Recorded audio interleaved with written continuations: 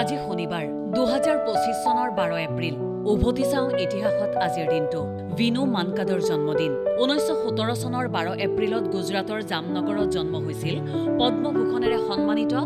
ICC hall of ফেমত অন্তৰ্ভুক্ত সৌহতীয়া batsmen তথা ভাৰতীয় ক্ৰিকেট দলৰ প্ৰাক্তন অধিনায়কজনৰ গিলবাৰ্টছন চাংমাৰ জন্মদিন 1955 চনৰ 12 এপ্ৰিলত ডিব্ৰুগড়ত জন্ম হৈছিল অসম সৌৰভ বঁটাৰে সন্মানিত দীৰ্ঘকাল অসম পুলিচ আৰু অসম ফুটবল দলক প্ৰতিনিধিত্ব কৰা কীৰ্তিমান আন্তঃৰাষ্ট্ৰীয় ফুটবল খেলুৱৈজনৰ লম্বোদৰ বৰাৰ মৃত্যু 1892 চনৰ 12 এপ্ৰিলত 32 বছৰ বয়সত মৃত্যু হৈছিল অসমীয়া ভাষা উন্নতি সাধিনী সভা প্ৰতিষ্ঠাৰ আঁৰত গুৰুত্বপূৰ্ণ ভূমিকা পালন কৰা অন্যতম ব্যক্তি মূল সংস্কৃত ভাষাৰ শকুন্তলা নাটখন অসমীয়া ভাষালৈ অনুবাদ কৰোতা জোনাকী যুগৰ প্ৰসিদ্ধ লেখকজনৰ ফ্ৰেংকলিন ডি ৰুজভেল্টৰ মৃত্যু 1945 চনৰ 12 এপ্ৰিলত 63 বছৰ বয়সত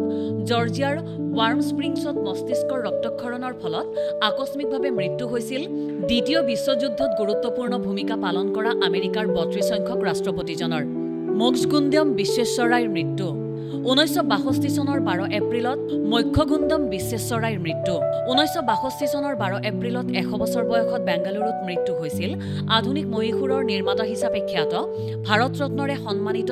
যশস্বী অভিযন্তা আৰু প্ৰশাসকজনৰ তেওঁৰ জন্মদিন 15 ছেপ্টেম্বৰৰ দিনটো ভাৰতত অভিযন্তা দিৱস হিচাপে পালন কৰা হয় ৰাউলত আইনৰ বিৰুদ্ধে আন্দোলন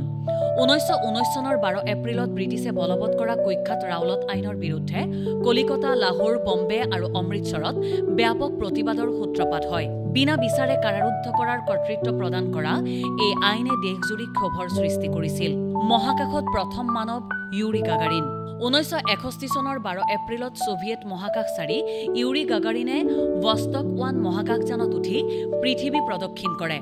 তেওঁ মহাকাশলৈ যোৱা প্ৰথম মানৱ হিচাপে ঐতিহাসিক কৃতিত্ব অৰ্জন কৰে পৰ্টেবল টাইপৰাইটাৰৰ পেটেন্ট 1892 চনৰ 12 এপ্ৰিলত উদ্ভাৱক জৰ্জ চি ব্লিকেন্সডাৰ্ফাৰে পৰ্টেবল টাইপৰাইটাৰৰ পেটেন্ট লাভ কৰে লঘু ওজন আৰু উদ্ভাৱনীমূলক কিবোৰ্ড বিন্যাসৰ বাবে এই পৰ্টেবল টাইপৰাইটাৰে লিখা উদ্যোগলৈ বৈপ্লৱিক পৰিৱৰ্তন আনিছিল গ্ৰেট ব্ৰিটেইনৰ জাতীয় পতাকা 1606 চনৰ 12 এপ্ৰিলত ইংলেণ্ড আৰু স্কটলেণ্ডৰ প্ৰথমখন সংযুক্ত পতাকা গ্ৰহণ কৰা হৈছিল ইউনিয়ন জেকৰ পূৰ্বসূৰী এই পতাকা সেই সময়ৰ গ্ৰেট ব্ৰিটেইনৰ জাতীয় পতাকা হিচাপে পৰিগণিত হৈছিল পিছলৈ ইয়াত আয়াৰলেণ্ড অন্তৰ্ভুক্ত হৈছিল ন্যূনতম মজুৰি 48 ঘণ্টীয়া কৰ্মসপ্তাহ গৃহীত 1919 চনৰ 12 এপ্ৰিলত ব্ৰিটিছ সংসদে দীঘলীয়া কামৰ সময় আৰু কম মজুৰিৰ সমস্যা সমাধানৰ বাবে 48 ঘণ্টীয়া কৰ্মসপ্তাহ আৰু ন্যূনতম মজুৰি আইন প্ৰৱৰ্তন কৰে শ্ৰমিক সুৰক্ষাৰ ক্ষেত্ৰত এয়া আছিল যুগান্তকাৰী পদক্ষেপ লকডাউন উলংঘা ব্ৰিটিছ প্ৰধানমন্ত্ৰীক জৰিমনা 2022 চনৰ 12 এপ্ৰিলত ব্ৰিটেইনৰ প্ৰধানমন্ত্ৰী বৰিছ জনছনক 2020 চনত কোভিড-19ৰ লকডাউনৰ নিয়ম ভংগ কৰি পাৰ্টিত অংশগ্ৰহণ কৰাৰ বাবে জৰিমনা বিহা হৈছিল তেওঁ ক্ষমা বিচাৰিছিল যদিও ইয়াৰ বাবে তেওঁ ৰাজহুৱা প্ৰতিক্ৰিয়াৰ সন্মুখীন হয় দ্য লাষ্ট এম্পেৰৰৰ 9টা অস্কাৰ জয় 1988 চনৰ 12 এপ্ৰিলত বাৰ্নাৰ্ডো বাৰ্টলুচিৰ পৰিচালনাত নিৰ্মিত চীনৰ শেষ সম্ৰাট পুইৰ জীৱন ভিত্তিক ছবি দ্য লাষ্ট এম্পেৰৰে মনোনীত হোৱা 9টা শিতানৰ সকলোতে অস্কাৰ বঁটা লাভ কৰে মনোনয়ন লাভ কৰা সকলোতে একাডেমী বঁটা পোৱা এইখনেই আছিল প্ৰথমখন চলচ্চিত্ৰ জেট ইঞ্জিনৰ সফল পৰীক্ষণ 1937 চনৰ 12 এপ্ৰিলত ফ্ৰেংক হুইটলে ইংলেণ্ডৰ ৰাগবিত প্ৰথমটো টাৰ্বোজেট ইঞ্জিনৰ সফল পৰীক্ষণ সম্পন্ন কৰে বিমান পৰিবহনৰ ইতিহাসৰ এই যুগান্তকাৰী সফলতাই জেট যুগৰ আৰম্ভ কৰে